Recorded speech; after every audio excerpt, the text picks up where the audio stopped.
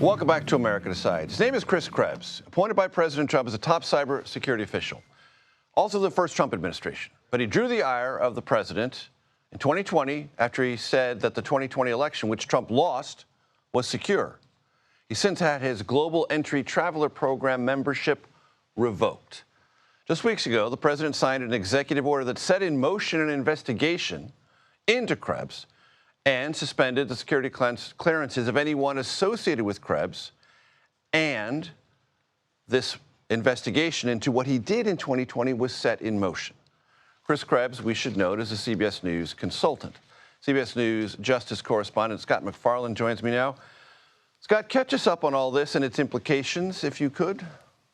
This is the latest chapter in a story that began in the 2020 election, but which had a bit of a pivotal moment just a few weeks ago when the president issued this order that Chris Krebs would be subjected to scrutiny by his administration. And the dissatisfaction the president has with Chris Krebs may stem from 2020, when Krebs attested to and stood by the integrity, the validity of the 2020 election, about which Trump continues to perpetuate baseless claims.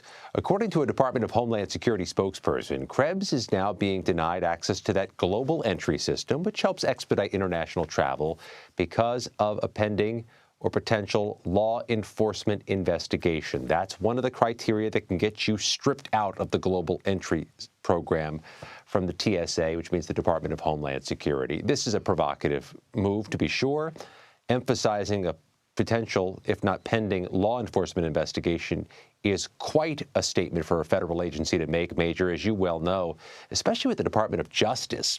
They don't refer or confirm investigations unless there's a case actually made.